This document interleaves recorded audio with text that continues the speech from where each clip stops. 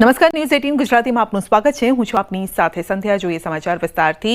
વડોદરાના ડભોઈમાં શિક્ષકની બેદરકારીનો ચોંકાવનારો કેસ સામે આવ્યો છે। શિનોર રોડ પર આવેલી નવી વસાહત 2ની પ્રાથમિક શાળામાં શિક્ષક બાળકોને ગુટકા અને ચા લેવા મોકલતા હોવાનો વિડીયો વાયરલ થયો છે। બે વિદ્યાર્થી શાળાથી લગભગ 300 મીટર દૂર ગુટકા અને तंबाकू लेवा गया था અને તે સમયે કોઈ જાગૃત નાગરિકે આ વિડીયો બનાવ્યો છે। નોંધનીય છે કે ધોરણ 1 થી 5 સુધીના કુલ 21 વિદ્યાર્થીઓ ધરાવતી આ શાળામાં માત્ર 2 જ શિક્ષકો ફરજ પર છે અને હાલ આ ઘટનાથી લોકોમાં આક્રોશ પણ ફેલાયો છે। તાત્કાલિક કાર્યવાહીની માંગ ઉઠી છે।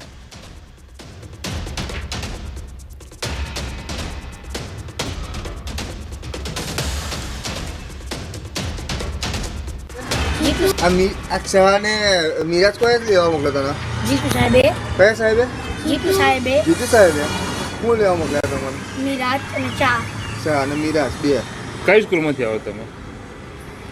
આ સ્કૂલનું નામ શું છે બેટા? તમે કઈ સ્કૂલમાં ભણો છો? સરકારી સ્કૂલ છે ને? હા વસાહતમાં આવેલી સ્કૂલ છે ને? હા કઈ વસાહત? વેરે વસાહતની સ્કૂલ ને? સિનોર વસાહત 2 નંબર। એવું આજે એટલે જીતુભાઈ સાહેબે તમને આ મીરાજ તમાકુને ચા લેવા મોકલા એવું ને? તો શિક્ષણ જગતને લાંછન લગાવતી આ ઘટના છે કે બાળકો પાસે એવું કામ કરાવવામાં આવી રહ્યું છે જે ખરેખર ન કરાવવું જોઈએ। કારણ કે એક તરફ શિક્ષકોએ તો જે પ્રકારની આદતો હોય છે, ખોટી આદતો હોય છે, તે છોડાવવા માટે અભિયાન ચલાવતા હોય છે। સરકાર પણ અભિયાન ચલાવતી હોય છે, વ્યસન મુક્તિ અભિયાન ચલાવતી હોય છે, પરંતુ એક તરફ શિક્ષકો વ્યસન કરી રહ્યા છે, પરંતુ બાળકોને પણ ક્યાંક એ તરફ જાણે દોરી રહ્યા હોય તે પ્રકારનો સંદેશ અહીંયા એટલા માટે જઈ રહ્યો છે કારણ કે બાળકો પાસેથી જ એ વ્યસનની વસ્તુઓ મંગાવવામાં આવી રહી છે। એ ગુટકા હોય, તંબાકુ હોય, એવી વસ્તુઓ મંગાવવામાં આવી રહી છે। હવે કાલે જઈને બાળક પણ એ જ તરફ દોરાશે કારણ કે રોજ કદાચ આ પહેલી એવી ઘટના નહીં હોય, એ સમજી શકાય છે કે આ પ્રકારની ઘટના પહેલી નહીં હોય। શિક્ષકો 2 જ છે, પરંતુ ભણાવવાની જગ્યાએ તેઓ આ રીતે બાળકો પાસે કામ કરાવી રહ્યા છે। વધુ અપડેટ મેળવીશું સંવાદદાતા હાર્દિક પાસેથી। જી હાર્દિક, આપણે જોયું છે કે શિક્ષકો એક મેસેજ આપતા હોય છે બાળકોને, સારી કહેવાય કે સારો મેસેજ આપી અને તેનું ઘડતર કરતા હોય છે, પરંતુ અહીંયા તો એવું લાગે છે કે જો આ રીતે ગુટકા અને તંબાકુ લેવા મોકલતા હોય તો કાલે ઉઠીને બાળકો પણ એ જ ખાશે।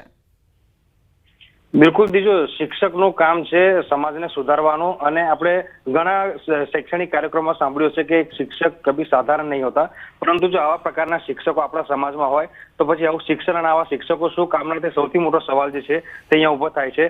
આમ તો સરકારી નિયમ છે કે કોઈ શાળા હોય કાં તો શૈક્ષણિક સંકુલ હોય એનાથી 100 મીટરના અંતરમાં કોઈ આ પ્રકારના વ્યસનની વસ્તુ મળે તે ન હોવી જોઈએ અને અંતર હોવું જોઈએ, પરંતુ આ જે શિક્ષકો છે તે અંતરના નિયમને ભૂલી ગયા છે અને જે બાળકો છે તેમના પર ખોટો મેસેજ ત્યાં પ્રકારનું કૃત્ય જે છે તે કરી રહ્યા છે। અને શિક્ષકનું મહત્વનું કામ તમે દર્શકોને કીધું એ પ્રમાણે કે બાળકો વ્યસનથી મુક્ત થાય, વ્યસનોથી દૂર રહે, એવો સંદેશો આપવાનો, એવા પાઠ બનાવવાનો શિક્ષકનું કામ હોય છે, પરંતુ આજે શિક્ષકો છે તેઓ બાળકોને વ્યસન કરવા તરફ દોરી રહ્યા હોય આડકતરી રીતે તેમ લાગી રહ્યું છે। શાળાથી લગભગ 300 મીટર દૂર ગુટખા તમાકુની દુકાન છે અને શિક્ષક જે છે તે બાળકને આ પ્રકારની જે ચીજ વસ્તુ છે તે લેવા માટે મોકલે છે, એટલે ખૂબ જ સમાજ માટે શરમજનક ઘટના જે છે તે કહી શકાય। અને આવા શિક્ષકો સામે સખતમાં સખત કાર્યવાહી કરવામાં આવે તેવી જે સ્થાનિક લોકો છે તેઓની અંદર માંગ ઉઠી છે। અને તમે કીધું પ્રમાણે કે જો શિક્ષકો આ પ્રકારનું કૃત્ય કરાવશે તો પછી સમાજને શું મેસેજ મળશે, તે સૌથી મોટો સવાલ ઉભો થઈ રહ્યો છે। જી, અને બીજું હાર્દિક, આ શાળાની સ્થિતિ પણ એ પ્રકારની નથી કારણ કે 2 જ શિક્ષકો છે, એ પ્રકારની વિગતો આવી રહી છે, તો શું સ્થિતિ છે, કઈ સ્થિતિમાં બાળકો ભણી રહ્યા છે અને કેવું કામ કરાવવામાં આવી રહ્યું છે? બિલકુલ દીજો, આ ભણશે ગુજરાત, આગળ વધશે ગુજરાતની વાતો થઈ રહી છે, તો હવે જો આ જ પ્રકારની પરિસ્થિતિ રહી તો કેવી રીતે ભણશે ગુજરાત અને કેવી રીતે આગળ વધશે ગુજરાત? વડોદરા જિલ્લાની વાત કરીએ તો જિલ્લામાં એટલે કે ગ્રામ્ય વિસ્તારમાં, તાલુકામાં શિક્ષણની સ્થિતિ છે તે સતત કથળી રહી છે। ઘણા એવા તાલુકા એવા છે, ગામડા એવા છે કે જ્યાં વાલીઓ જે છે તે પોતાના બાળકોને શિક્ષણ તો આપવા માંગે છે, પરંતુ ત્યાં પૂરતી વ્યવસ્થા નથી, એટલે ચોક્કસ ત્યાં જે શિક્ષણની નીતિ છે, શિક્ષણની વ્યવસ્થા છે તે સુધારવાની તાતી જરૂરિયાત અત્યારે વડોદરા શહેર અને જિલ્લામાં। હાર્દિક, આપ અમારી સાથે જોડાયેલા રહેશો। વડોદરાના વર્ણા પોલીસ સ્ટેશનના હેડ કોન્સ્ટેબલે, વડોદરાની જ બીજી એક આ ઘટના છે જ્યાં વર્ણા પોલીસ સ્ટેશનના હેડ કોન્સ્ટેબલે નશાની હાલતમાં હંગામો મચાવ્યો છે. એક સોસાયટીમાં અમિત પરમારે નશો કરીને સ્થાનિકો સાથે ઝઘડો કર્યો હતો. નશાની હાલતમાં ઝઘડો કરતા સ્થાનિકો પોલીસ સ્ટેશન લઈ ગયા અને છતાં પણ ત્યાં પણ અમિત પરમારે સોસાયટીના લોકોને ધમકી આપવાનું ચાલુ રાખ્યું અને આખરે મકરપુરા પોલીસે તાત્કાલિક કાર્યવાહી કરી કોન્સ્ટેબલ અમિત પરમારની ધરપકડ કરી છે. તો હાર્દિક પાસેથી જ આ અંગે વધુ અપડેટ લેવાનો પ્રયત્ન કરીશું. હાર્દિક, આખી ઘટના શું છે? બિલકુલ થી જો સામાન્ય રીતે આપણે જ્યારે કોઈ પણ પોલીસ સ્ટેશનમાં જઈએ ત્યારે મસ્ત મોટું એક સૂત્ર લખેલું હોય છે કે પોલીસ તમારો મિત્ર છે, પરંતુ આ જે કોન્સ્ટેબલ હેડ કોન્સ્ટેબલ છે તે તેની જ સોસાયટીમાં લોકો સાથે શત્રુ જેવું વર્તન જે છે તે કરી રહ્યો છે. અગાઉ પણ આ હેડ કોન્સ્ટેબલ છે અમિત પરમાર, તેની ફરિયાદો આવી છે કે સ્થાનિક લોકોને એવો આક્ષેપ છે કે તે પોલીસનો રૂઆબ છાંટીને જે સ્થાનિક લોકો છે, સોસાયટીના સદસ્યો છે, તેમને હંમેશા ધમકાવતો હોય છે. પછી પાર્કિંગની બાબત હોય કે પછી બાળકો સોસાયટીમાં રમતા હોય, આ તમામ વાત જે છે તેને ખટકતી હોય છે. ત્યારે લોકોનો આક્ષેપ છે કે તે નશાની હાલતમાં હતો અને ત્યારબાદ તેને સોસાયટીના જે રહીશો છે તેમની સાથે કોઈક કારણોસર ઝઘડો કર્યો હતો. આખો મામલો જે છે તે પોલીસ સ્ટેશન સુધી પહોંચ્યો હતો અને મકરપુરા પોલીસ સ્ટેશન ખાતે જે સ્થાનિક લોકો છે તે આ હેડ કોન્સ્ટેબલને લઈ ગયા હતા અને ત્યારબાદ જે અમિત પરમાર છે તેની ધરપકડ જે છે તે મકરપુરા પોલીસ દ્વારા કરવામાં આવી હતી અને અત્યારે જે પોલીસ દ્વારા જે અમિત પરમાર છે તેના વિરુદ્ધ જે કાયદેસરની કાર્યવાહી છે તે કરવાની પ્રક્રિયા શરૂ કરી દેવામાં આવી છે. સંધ્યા જી, આપનો આભાર.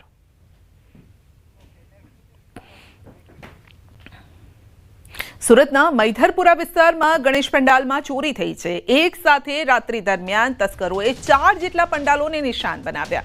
મંડપમાં રોકડ, ચાંદીની ગણેશની મૂર્તિ, તાંબાના દીવા સહિતની વસ્તુઓની ચોરી કરી છે.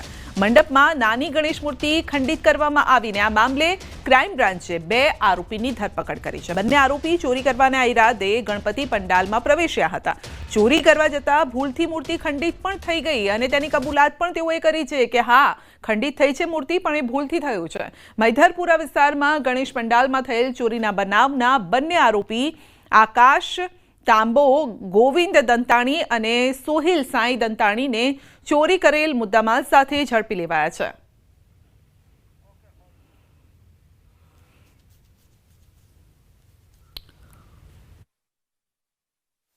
મેદરપુરા વિસ્તારમાં દારૂખાના રોડ પર જે ગણપતિ મંડપમાં ગણપતિની મૂર્તિ ખંડિત થવાનો મામલો સામે આવ્યો હતો. પોલીસ વહેલી સવારથી જ આ કામમાં પહોંચી ગઈ હતી. ખાસ કરીને 9 જેટલા મંડપ ઉપર ચોરી કરવામાં આવી હતી અને ત્યારબાદ એક મૂર્તિને ખંડિત કરતા વાતાવરણ તંગ થયું હતું. જો કે સુરત મેદરપુરા પોલીસ સાથે ક્રાઇમ બ્રાન્ચ પોલીસ તાત્કાલિક ઘટના સ્થળે દોડી ગઈ હતી, તપાસ શરૂ કરી હતી અને કહી શકાય કે જોતા એટલે કે ગણતરીના કલાકોમાં આરોપીની ધરપકડ કરવામાં આવી છે. દ્રશ્યમાં સીધા જોઈ શકાય છે કે 2 આરોપી છે કે જે દેવી પૂજક સમાજના યુવાનો છે. આ બંને જણા ચોરી કરવા માટે રીડા છે અને તેઓ અલગ અલગ ગણપતિના મંડપ ઉપર જઈને ચોરી કરી હતી. ખાસ કરીને આકાશ છે તે આકાશ અને સોહિલ નામના 2 આરોપી છે તેને ક્રાઇમ બ્રાન્ચની ટીમ દ્વારા ધરપકડ કરી લેવામાં આવી છે. દ્રશ્ય સીધા જોઈ શકાય છે કે ગણપતિના મંડપ પર નાની નાની મૂર્તિ હોય, દીવા હોય અને ભગવાનના પ્રસાદમાં ચડાવવામાં આવેલા પૈસા હોય, આ તમામ વસ્તુની ચોરી કરી હતી. ગણતરીના કલાકોમાં ક્રાઇમ બ્રાન્ચે ઝડપી પાડ્યા છે.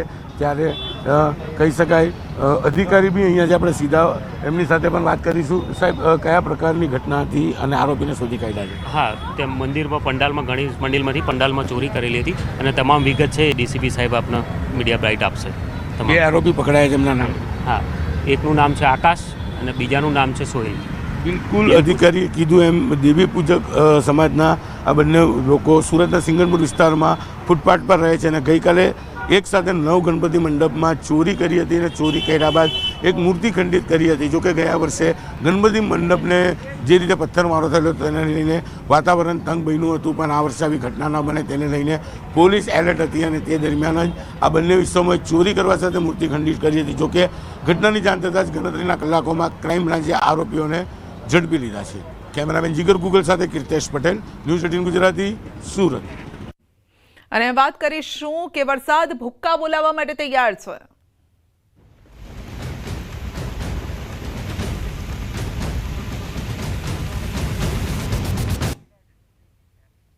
24 કલાક બાદ વરસાદ ભૂક્કા કાઢશે. રાજ્યના તમામ વિસ્તારમાં વરસાદની આગાહી છે. ઘરેથી બહાર જતા હોય તો આ આગાહી જાણી લેજો. કેટલાક વિસ્તારમાં અત્યંત ભારે વરસાદની આગાહી છે અને હવામાન વિભાગ અને આગાહીકારની મોટી આગાહી. હવામાન નિષ્ણાત અંબાલાલ પટેલની તારીખ સાથે વરસાદની આગાહી છે.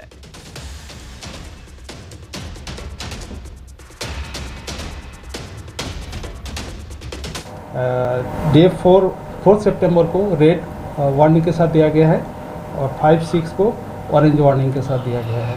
फिर उसके बाद रेनफॉल एक्टिविटी पूरा कम होकर 7 को heavy rainfall warning yellow warning के साथ दिया गया है।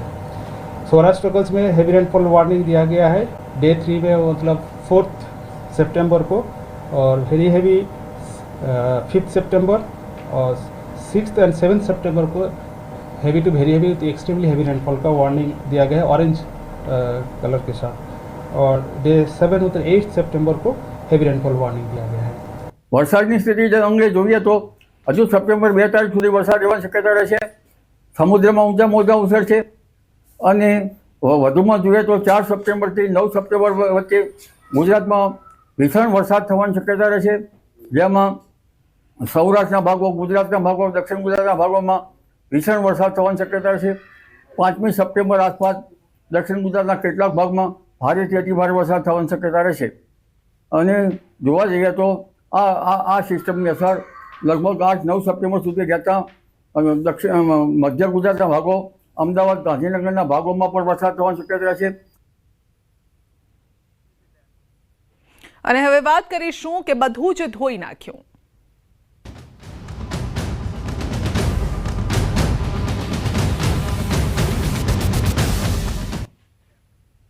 દાહોદના ઝાલોદ તાલુકાના વાંકોલ ગામના વિદ્યાર્થીઓ જીવના જોખમે શાળાએ અને ઘરે જવા મજબૂર બન્યા છે। ખારા પાણી ફળિયાના બાળકો વર્ષોથી પુલના અભાવે ચોમાસામાં જીવના જોખમે નદી પાર કરવા માટે મજબૂર છે। બાળકોને ડુંગરી ગામે હાઈસ્કૂલમાં અભ્યાસ અર્થે ગાંગી કોતર પાર કરી અભ્યાસ કરવા જવું પડે છે અને પહેલાના સમયમાં અહીં પગદંડી રસ્તો હતો, પરંતુ હવે તળાવ બનાવી દેવામાં આવતા ચોમાસાની સિઝનમાં વધુ વરસાદ પડે તો ગ્રામજનો માટે મુશ્કેલી સર્જાય છે। તળાવ ઓવરફ્લો થતા સ્થાનિકોને અવરજવર કરવામાં પણ ભારે મુશ્કેલી વેઠવી પડે છે, જેને લઈને ગ્રામજનો સરકાર પાસે પુલ અથવા તો કોઝવે બનાવવા માટે માંગ કરી રહ્યા છે। જૂનો રસ્તો છે, આ બધો સોરો પડી જાય છે, બધા પલળી જાય છે, કપડા બધું પલળી જાય છે, ચોપડા પલળી જાય, બધું પલળી જાય। વાકોલ ગામના ખારા પાણી ફળિયાથી ડુંગરી માધ્યમિક શાળા સ્કૂલે છોકરાઓ અભ્યાસ અર્થે આ ગાંગી કોતર પાર કરીને જવું પડે છે। અહીં કોઝવે બને કાં તો બ્રિજ બને, એ અમારી માંગ છે। વરસાદ આવે ત્યારે અહીં બહુ મુશ્કેલી પડે, પછી વરસાદ આવ્યા પછી જો કદાચ સ્કૂલે છોકરાને જવું હોય ને તો દૂર જવાથી ટાઈમ થાય એટલે લેટ પછી સ્કૂલે છોકરું જાય નહીં। અહીંથી જો રસ્તો શોર્ટકટ બને ને તો અહીંથી જે બાળકો જાય છે, વિદ્યાર્થીઓ જાય છે, કોઈક વડીલો જાય છે, બધાને જવા માટે અહીં જો કોઈ બ્રિજ બને। ઝાલોદ તાલુકાના વાકોલ ગામે ગાંગી કોતર પાર કરી અને શાળાએ જતા વિદ્યાર્થીઓ તેમજ ઘરે આવતા વિદ્યાર્થીઓને ભારે હાલાકી વેઠવી પડી રહી છે, કારણ કે જે ગામની અંદર અન્ય રસ્તો છે, જે રસ્તો 5 કિલોમીટર સુધી ફરીને આવવું પડતું હોય છે અને સવારે બાળકોને જ્યારે 1 થી 1.5 કલાક 2 કલાક જેટલું મોડું થતું હોય છે। આ રસ્તો પાર કરીને બાળકો 15 મિનિટમાં સ્કૂલે પહોંચતા હોય છે, ત્યારે આપ દ્રશ્યોમાં જોઈ રહ્યા છો જીવના જોખમે જે વિદ્યાર્થીઓ છે તે વિદ્યાર્થીઓ ગાંગી કોતર પાર કરવા માટે મજબૂર બન્યા છે અને પરત શાળાથી ઘરે આવવા માટે અને ઘરેથી શાળાએ જવા માટે આ રીતે દરરોજ તેઓએ મુશ્કેલી ભર્યો રોડ પાર કરવો પડતો હોય છે। કહી શકાય કે અત્યારે તો પાણી ઓસર્યું છે ત્યારે આ પ્રમાણેની સ્થિતિ છે, પરંતુ ભરપૂર વરસાદ આવતો હોય છે અને ઉપરવાસમાં ભારે વરસાદ પડે ત્યારે ક્યાંક ને ક્યાંક વિદ્યાર્થીઓને જીવનો જોખમ હોય તેવું પણ અત્યારે લાગી રહ્યું છે। જો કે કહી શકાય કે ઝાલોદ તાલુકાના વાકોલ ગામની અંદર જે ગાંગી કોતર આવેલું છે તે ગાંગી કોતર પાર કરી અને શાળાએ જતા વિદ્યાર્થીઓ જીવના જોખમે શાળાએ જતા હોય છે અને પરત ઘરે આવી રહ્યા છે, ત્યારે સરકાર પાસેથી વિદ્યાર્થીઓ અને સ્થાનિક લોકો અહીંથી પસાર થવા માટે કોઝવે અથવા તો બ્રિજ માંગી રહ્યા છે। સૌરભ ગેહલોત, ન્યૂઝ 18 ગુજરાતી, દાહોદ। છોટાઉદેપુરના મુખ્ય બ્રિજ ક્ષતિગ્રસ્ત થતા વાહન વ્યવહાર ઠપ થયો છે અને જેની સીધી અસર ખેડૂતો અને રોજગારી પર થઈ રહી છે। ખાસ કરીને કેળાની ખેતી કરતા ખેડૂતો માટે આ સ્થિતિ ખૂબ જ કફોડી છે। આ વર્ષે મબલક ઉત્પાદન છતાં બજારમાં માંગના ભાવે વેપારીઓ વધુ ભાવ આપતા નથી। ભાવ ન મળતા નિરાશ ખેડૂતો કેળા હવે રસ્તા પર ફેંકી રહ્યા છે। વાહન વ્યવહાર બંધ હોવાથી વેપારીઓ ઓછા ભાવ આપે છે અને બજારમાં ઊંચા ભાવે વેચી રહ્યા છે। 3 થી 5 રૂપિયાનો મેન્ટેનન્સ નીંદવાનો ખાલી આવતો હોય અને ખાલી ઘાસ કાઢવાનો, પછી છોડવાનું માનો ખાતર આખા વર્ષનું ગણો તો 60-80 રૂપિયા તો એનો ખર્ચો થાય, પછી એને ટેકો મૂકવો પડે। હવે તો બેગ ચડાવવાનું આવ્યું, હવે બેગ 7-8 રૂપિયા બેગનો ખર્ચો થઈ જાય, પછી શું આવે? કશું આવે નહીં, ખેડૂતને ઘરમાંથી કાઢવાના આવે પૈસા। કેળા લઈએ છે વેપારી જોડે, અમને આ ભાવ આલે છે 300, 350 અને અમે આ ભાવ વેચીએ છીએ 30 ના કિલો, 30 રૂપિયા, 50 ના 2 કિલો, અને ખેડૂતોને કઈ ભાવ મળતો નથી। અને વખારો વાળા ભાવ વધારે ઠોકે છે. પણ અમોને વખારો વાળા જે ભાવે હાલતા હોય તો પછી અમારે બી ગ્રાહકો જોડે લેવા પડે ને કે ભાઈ આ ભાવ ચાલે છે. ખેડૂતની પરિસ્થિતિ એટલી બધી ખરાબ છે કે જેની કોઈ હદ જ નથી. વાડી પાકે છે અને માલ બધો કોઈ જાતનો કોઈ નિકાસ નથી. 50 રૂપિયા વેચાય છે, 20 કિલોના 50 રૂપિયા આપે છે અને એની અંદર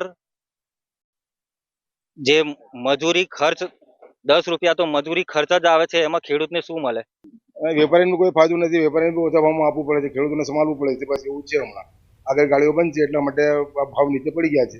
બહારની ગાડીઓ આવતી નથી, આ લોકલ ચાલે છે. આમ સાબરમતી નદીના પાણીએ ખેડા જિલ્લાના ખેડૂતોના ખેતરોમાં તબાહી મચાવી છે. પૂરના પાણી એવા ફરી વળ્યા કે ખેતરો નદી બની ગયા છે. કેટલાય ખેતરોમાં મોટા પાયે ધોવાણ થયું છે અને નદીમાં છોડાયેલા પાણીથી ખેડા જિલ્લાના ગામડાઓમાં ભારે નુકસાનીના દ્રશ્યો સામે આવ્યા. ખાસ કરીને ખેડા તાલુકાના રસિકપુરા ગામમાં નદીના પાણીએ અનેક વીઘા જમીનમાં વેરો પાથરી દીધો છે અને પરિણામે 8 થી 10 ફૂટ માટીનું ધોવાણ થયું છે. ખેતરમાં ખાના ખરાબી સર્જાઈ. પાણીનો પ્રવાહ એટલો જોરદાર હતો કે થોડા સમયમાં પાક ધોવાઈ ગયો. ખેતરની સપાટી ઊંડાણમાં ખસી ગઈ છે. ખેડૂતો પાક ગુમાવી બેઠા છે, પણ હવે આગળ ખેતી કેવી રીતે કરવી તે પણ મોટો પ્રશ્ન છે. તો ખેડૂતોની વેદના જાણવા માટે ન્યૂઝ 18 ગુજરાતીની ટીમ રસિકપુરા ગામ પહોંચી અને જ્યાં ખેતરમાં અમે લોકો ગયા ત્યારે પહેલા એવું લાગ્યું કે આ પાણી નિકાલના ખાડા હશે, પરંતુ ગામના ખેડૂતોના ખેતરોમાં મચેલી તબાહીના દ્રશ્યો છે. હવે અમે આખા ગામનું પાણી આયરન નીકળ્યું ને એમાં વેરો પડી ગયો. ગામમાં પાણી જેટલું હતું બધું ખાલી આયરન હતું, આખા શેમાળાનું આયરન થયું સાહેબ. આની પર મારું જીવન હતું. આમાં ઘઉં કરતા હતા, આ કપાસ કર્યો હતો, કપાસ જતો રહ્યો આમાં. સાહેબ સ્થિતિની તો વાત જ ના કરો. જે સાબરમતીનું જે 1 લાખ ક્યુસેક પાણી કીધું હતું એની કરતાં કોઈ કારણસર વધારે પાણી આવી જવાથી નદી કાંઠાના તમામ ખેતરોનો ખૂબ મોટા પ્રમાણમાં ધોવાણ થયેલ છે સાહેબ. નદીનું પાણી આવ્યું, સાબરમતીનું વધારે પાણી છોડવામાં આવ્યું એટલે પાણી ઉપર ચડી ગયું અને પાછું પડ્યું એટલે આ મારે ડાંગેરમાં વેરા પાડી દીધા જમીનમાં. અને મારા 2 લીમડા હતા જૂના, લગભગ 30-35 વર્ષના, એ પણ પડી ગયા. આ ખેડૂતોના પ્રશ્નોને વાચા આપવા માટે ન્યૂઝ 18 ગુજરાતીની ટીમ અત્યારે ખેડા જિલ્લાના છેવાડાના છેલ્લા ગામ રસિકપુરા ગામે પહોંચી છે. રસિકપુરા ગામે જ્યારે અમે પહોંચ્યા ત્યારે દ્રશ્યો એટલા વિચલિત કરતા હતા કે હવે આ ખેડૂત ખેતી પણ કેવી રીતે કરશે તેવી સ્થિતિ જોવા મળી છે. મારી પાછળ તમે જે જોઈ શકો છો, આજે આખો વહેરો પડી ગયો છે. આ તમે જોઈ શકો છો તે કોઈ નદી કે કોઈ નાડું કે પછી કોઈ કાંસ નહીં, પરંતુ ખેડૂતના ખેતરમાં થયેલી આ દશા છે.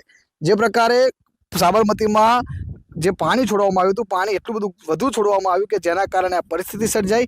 અહીંના ખેડૂતોનું કહેવું છે કે કોઈ વર્ષે આવી પ્રકારની સ્થિતિ આગળ થઈ નથી, પરંતુ આ વખતે પાણી એટલી બધી માત્રામાં છોડવામાં આવ્યું કે આ પાણી ખેતરોની અંદર જે જમીન હતી તે જમીનનું પણ ધોવાણ સાથે સાથે કરતા ગયા. બીજી બાજુના પણ દ્રશ્યો બતાવી જે પ્રકારે આ તમે જોઈ શકો છો, જે પ્રકારે અત્યારે 8 થી 10 ફૂટ જેટલું ખેતરમાં ધોવાણ થયું છે. અને આ જે ખેડૂત હતા તેમની પોતાની 1 જ વીઘા જગ્યા હતી અને આ જમીનની અંદર ધોવાણ થવા કારણે જાણે ખેતર જ નદી બની ગયું હોય તે પ્રકારના દ્રશ્યો અત્યારે આગળ સામે આવ્યા છે. બુલેટિનમાં આગળ વધીશું નાનકડા બ્રેક બાદ.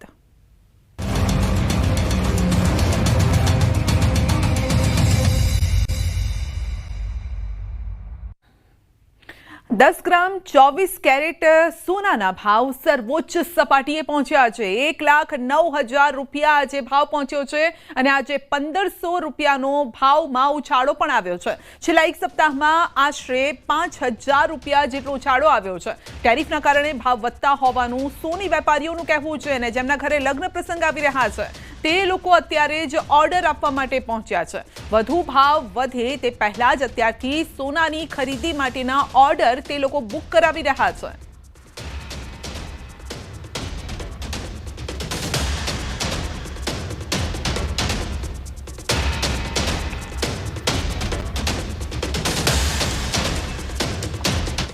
એક તરફ સોનાના ભાવ વધ્યા છે, બીજી તરફ તેલમાં ભડકો. તહેવાર પહેલા જ તેલમાં ભડકો. મગફળીનું વિક્રમ ઉત્પાદન છતાં પણ સિંગતેલના ભાવમાં વધારો થયો છે. એક જ દિવસમાં 30 રૂપિયાનો વધારો છે. કપાસિયા પામ તેલના ભાવમાં વધારો થયો છે.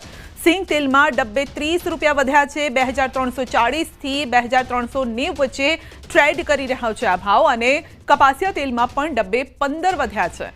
તો 2,265 થી 2,315 વચ્ચે આ ટ્રેડ કરી રહ્યો છે ભાવ. આ સાથે પામતેલમાં પણ ડબ્બે 10 રૂપિયા વધ્યા છે. 2025થી 2030 વચ્ચેનો ભાવ છે. ગુજરાતમાં ચાલુ વર્ષે મગફળીનું 66 લાખ ટન ઉત્પાદનનો અંદાજ છે અને ગત વર્ષે 52 લાખ ટન ઉત્પાદન થયું હતું અને માર્કેટયાર્ડમાં મગફળીના સ્થિર ભાવ હોવા છતાં પણ સિંગતેલમાં કૃત્રિમ તેજી જોવા મળી છે. તો હેલ્મેટની અમલવારીને લઈને એક મોટા સમાચાર છે. પૂર્વ મંત્રી ગોવિંદ પટેલે સીએમને લખ્યો છે પત્ર. શહેરી વિસ્તારમાં હેલ્મેટની અમલવારીમાંથી મુક્તિ આપવામાં આવે. રાજ્યના મોટા શહેરોમાં 8 સપ્ટેમ્બરથી હેલ્મેટ ફરજિયાતની અમલવારી કરવામાં આવશે અને રાજ્ય સરકાર દ્વારા હેલ્મેટની અમલવારી કરવામાં આવે તે પૂર્વે જ પૂર્વ મંત્રી દ્વારા મુખ્યમંત્રીને પત્ર લખવામાં આવ્યો છે. તો પત્રમાં લખાયું છે કે બાંધછોડ કરવામાં આવે જે નિયમ છે તેમાં શહેરમાં હેલ્મેટ મુક્તિની માંગ કરાઈ છે. હેલ્મેટ મુક્તિની માંગ માટે ગોવિંદભાઈએ આપ્યું છે કારણ. તો ટ્રાફિકમાં 15 થી 20 કિલોમીટરની ઝડપે નથી ચલાવી શકાતું વાહન.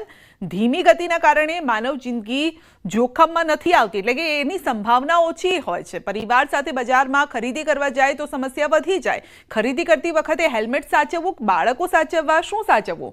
હેલ્મેટને લઈને શોપિંગ કરવું પણ અઘરું છે. તો વધુ અપડેટ મેળવીશું સંવાદદાતા અંકિત પાસેથી. જી અંકિત, આ કયા પ્રકારના કારણ આપી રહ્યા છે સાહેબ? ચોક્કસ સંધ્યા, ખાસ કરીને વાત કરવામાં તો રાજકોટ સહિત રાજ્યના તમામ જે મેટ્રો શહેર છે તેમાં 8 સપ્ટેમ્બરથી હેલ્મેટ છે તે શહેરી વિસ્તારની અંદર પણ ફરજિયાત બનવાનું છે. ત્યારે રાજ્યના પૂર્વ મંત્રી અને રાજકોટના પૂર્વ ધારાસભ્ય ગોવિંદ પટેલ દ્વારા મુખ્યમંત્રીને પત્ર લખવામાં આવ્યો છે. સાથોસાથ પત્રની અંદર લખવામાં આવ્યું છે કે શહેરી વિસ્તારોની અંદર ખાસ કરીને સરકાર દ્વારા કોર્ટમાં રિક્વેસ્ટ કરવામાં આવે અને શહેરી વિસ્તારની અંદર હેલ્મેટમાંથી મુક્તિ અપાવવી જોઈએ. સાથોસાથ તેમને કેટલાક કારણો પણ આપ્યા છે કે શહેરી વિસ્તારમાં વાહનની સ્પીડ છે તે 15 થી 20 કિલોમીટરની જ હોય છે. ટ્રાફિકના કારણે વાહનો છે તેમાં ગતિ વધુ નથી હોતી, તેના કારણે હેલ્મેટની અમલવારી ટાળી શકાય છે. સાથોસાથ માનવ જિંદગી જોખમાય તેવા અકસ્માતો સંભવ નથી તેવું પણ તેમને કારણ આપ્યું છે. સાથોસાથ હેલ્મેટ કઈ રીતે સાચવવું તે બાબતની પણ તેમને પત્રની અંદર ઉલ્લેખ કર્યો છે. સાથોસાથ ટુ વ્હીલર પાર્ક કરીને 50 થી 300 મીટર બજારમાં ચાલીને જવું હોય, બાળકો સાચવવા હોય તે સહિતના કારણો છે તે ગોવિંદ પટેલ દ્વારા હાલ અત્યારે આપવામાં આવે છે. ગોવિંદભાઈને હેલ્મેટ સાચવવાની ચિંતા છે. ગોવિંદભાઈને એ ચિંતા નથી કે જીવ કેવી રીતે સાચવવો. જીવ સાચવવા માટે તો હેલ્મેટ રાખ્યું છે, નિયમ રાખ્યો છે. સંધ્યા, ક્યાંક ને ક્યાંક વાત એવી પણ આવી રહી છે કે જે પ્રમાણે 8મી સપ્ટેમ્બરથી રાજકોટ સહિત ગુજરાતના તમામ મેટ્રો શહેરની અંદર હેલ્મેટ ફરજિયાત અમલી બનાવવામાં આવે છે. ત્યારે ટૂંકા સમયગાળાની અંદર મહાનગરપાલિકાની એટલે કે સ્થાનિક સ્વરાજ્યની ચૂંટણી પણ આવી રહી છે. આ જ પ્રકારનો માહોલ છે તે અગાઉ પણ જોવા મળ્યો હતો ને ત્યારે કોંગ્રેસ દ્વારા વિરોધ પ્રદર્શન છે તે કરવામાં આવ્યું હતું. ત્યારે ક્યાંક ને ક્યાંક કોંગ્રેસને એક હાથો ન મળી જાય તેવી પણ હાલ અત્યારે ચર્ચા ચાલી રહી છે. કોંગ્રેસ છે તે હેલ્મેટના આ કાયદાને પોતાનું હથિયાર ન બનાવે અને લોકોની સહાનુભૂતિ ન મેળવે તે માટે પણ આ પ્રકારનો પત્ર લખવામાં આવ્યો હોવાની. જી બિલકુલ, આપનો આભાર. ખેડા જિલ્લામાં હેલ્મેટ ફરજિયાત બનાવતા પોલીસ તંત્ર એક્શન મોડમાં આવ્યું છે અને હાઈવે પર વિશેષ ડ્રાઈવ યોજી 1 સપ્તાહ સુધી વાહન ચાલકોને સમજણ પણ આપવામાં આવી રહી છે. માતર પોલીસ દ્વારા નેશનલ હાઈવે નંબર 48 પર ડ્રાઈવ યોજવામાં આવી. જિલ્લા પોલીસ દ્વારા વિશેષ ડ્રાઈવ યોજી હેલ્મેટ વગરના વાહન ચાલકોને દંડ ફટકારવામાં આવ્યો છે. જિલ્લા પોલીસ દ્વારા ઓગસ્ટ મહિનાભર દ્વિચક્રી વાહન ચાલકોને હેલ્મેટ ફરજિયાત બાબતે જાગૃતિ કાર્યક્રમ યોજાયા છે અને નાગરિકોને સુરક્ષા માટે હેલ્મેટનો ઉપયોગ કરવા સમજાવવામાં આવ્યું છે. છતાં પણ અનેક વાહન ચાલકો નિયમોનું પાલન કરતા ન હોવાથી ખેડા જિલ્લામાં વિશાળ ચેકિંગ અભિયાન પણ હાથ ધરવામાં આવ્યું. પોલીસે કુલ 667 વાહન ચાલકો વિરુદ્ધ કાયદેસરની કાર્યવાહી હાથ ધરી હતી અને ₹3,33,500 નો દંડ ફટકાર્યો. ખેડા જિલ્લા પોલીસ દ્વારા હેલ્મેટને લઈને વિશેષ ડ્રાઈવ કરવામાં આવી રહી છે. આ ડ્રાઈવની અંદર એક જ દિવસમાં 3 લાખથી વધુનો દંડ વસૂલવામાં આવે છે. રોડ પર જતા જે અકસ્માત થતા હોય છે, અકસ્માત લઈને ઘણી વખત કેટલાક લોકોનો જીવ જતો હોય છે, ત્યાં લઈને જિલ્લા પોલીસ વડા દ્વારા સમગ્ર જે હાઈવે રોડ છે ત્યાં આગળ ડ્રાઈવ કરવામાં આવી છે. મારી પાછળ તમે અત્યારે જે પ્રકારે જોઈ શકો છો, પોલીસ દ્વારા અહીં આગળ અત્યારે ડ્રાઈવ ચલાવવામાં આવી રહી છે. જે પ્રકારે આ જે વાહન ચાલકો છે તે પોતે હેલ્મેટ વગર આવતા હોય તેમને ઉભા રાખવામાં આવે છે, કારણ કે હાઈવે પર પૂર ઝડપે જતા વાહન ચાલકોને જ્યારે એક્સિડન્ટ થાય છે ત્યારે હેલ્મેટના કારણે જીવ ગુમાવવાનો વારો આવતો હોય છે. ત્યાં લઈને પોલીસ અત્યારે સતર્કતા રાખી વાહન ચાલકો રોકી તેમને દંડ વસૂલ તેમજ ફરીવાર હેલ્મેટ પહેરે તેના માટે તજવીજ અત્યારે હાથ ધરવામાં આવી રહી છે. જે પ્રકારે તમે જોઈ શકો છો અત્યારે પોલીસ દ્વારા અહીં આગળ કેટલાક વાહન ચાલકો હેલ્મેટ વગર હતા તેમને ઊભા રાખી અને તેમને દંડ વસૂલવાની જે કામગીરી છે તે હાથ ધરવામાં આવી રહી છે. જિલ્લા પોલીસ વડા દ્વારા આ સમગ્ર લઈને જે સૂચન કરાયું હતું તે લઈને આ કામગીરી કરવામાં આવી રહી છે. અહીં આગળ જે હાજર જે પોલીસ અધિકારી છે તેમની સાથે વાત કરવાનો પ્રયત્ન કરીશું. સાહેબ, કેવા પ્રકારની કામગીરી શું કહેશો? સર, મહેરબાન શ્રી પોલીસ અધિક્ષક સાહેબ ખેડાણાઓની સૂચના આધારે હાઈવે ઉપર વધારે એક્સિડન્ટો અને જનતાનું અકાળે મૃત્યુ થતું હોય છે, જેના આગમચેતી રૂપે હાલમાં પોલીસ અધિક્ષક સાહેબના માર્ગદર્શન પોલીસ ઇન્સ્પેક્ટર માતરનાઓએ આપેલ સૂચના આધારે આમ હાઈવે ઉપર ફેટલના બનાવો વધારે પડતા બને અને કોઈને એકના એક દીકરાઓના મૃત્યુ થતા હોય છે, નાના બાળકોના, જેથી હેલ્મેટ ડ્રાઈવ અંગે વધુમાં વધુ કડક કાર્યવાહી કરી આ અકસ્માત નિવારવા માટે કોઈનો જીવ બચી શકે એના માટે અમે પ્રયત્નશીલ પોલીસ અધિક્ષક શ્રી વિજય પટેલ સાહેબના માર્ગદર્શન હેઠળ કામ કરી રહ્યા છીએ અને વધુમાં વધુ લોકોને જાગૃત કરી રહ્યા છીએ કે આપ હેલ્મેટ બચાવો, પહેરો અને આપની જિંદગી બચાવો. જે અમારું એક આ લોકોને સમજાવી અને પ્રેરણારૂપ સ્થળ ઉપર દંડ લઈ અને જાગૃત કરીએ છીએ. બિલકુલ ચોક્કસથી જે પ્રકારે કહી શકાય, તમે જોઈ શકો તે પ્રકારે કે હાઈવે પર વારંવાર જે ઘટનાઓ બનતી હોય છે, ઘટનાઓ લઈને અત્યારે પોલીસ દ્વારા આ કામગીરી કરવામાં આવી રહી છે અને જેથી લઈને વાહન ચાલકોમાં ક્યાંક ને ક્યાંક ફફડાટ છે, કારણ કે છેલ્લા કહી શકાય કે 24 જ કલાક જેટલા સમયની અંદર પોલીસ દ્વારા હાઈવે પર 3 લાખથી વધુ હેલ્મેટ વગરનાને દંડ કરવામાં આવે છે. મહત્વની વાત કરવામાં આવે તો પોલીસનું માત્ર એક જ કારણ કે જે હાઈવે પર જે અકસ્માત થતા હોય છે, જેથી હાઈવે પર જતા વાહન ચાલકો હેલ્મેટ પહેરે તો જે ફેટલ જે ઘટનાઓ થતી તે ઘટનાઓમાં ઘટાડો થાય. ઉમંગ પટેલ, ન્યૂઝ 18 ગુજરાતી, માતર ખેડા. સુરતમાં યુવકને બ્લેકમેલ કરી 1 લાખની ખંડણી માંગનાર ઝડપાયો છે. લસકાણા પોલીસે આમ આદમી પાર્ટીના દિનેશ ગોપાણી ઉર્ફે બાબુરાવ સિંઘમની ધરપકડ કરી છે. ફરિયાદીના પરિવાર વિશે સોશિયલ મીડિયામાં વિવાદિત લખાણ શરૂ કર્યું હતું અને સોશિયલ મીડિયામાં નહીં લખવા 1 લાખ રૂપિયાની માંગણી કરી હતી. તો આરોપીને પોલીસે ઝડપી પાડ્યો છે, બાદમાં જામીન મુક્ત કર્યો છે. તો યુવકને બ્લેકમેલ કરી 1 લાખ રૂપિયાની ખંડણી માંગી હતી અને અલગ ટ્રીક પણ અપનાવી હતી. પહેલા તો સોશિયલ મીડિયામાં તેઓએ લખાણ લખ્યું હતું જે તે વ્યક્તિ વિશે અને ત્યારબાદ એ લખાણ ન લખવા માટે ખંડણી માંગવામાં આવી હતી અને તે પણ 1 લાખ રૂપિયાની ખંડણી માંગી. જો કે પોલીસ સુધી મામલો પહોંચ્યો અને ત્યારબાદ તેમને ઝડપી લેવાયો, પરંતુ જામીન પર મુક્ત કરાયા છે.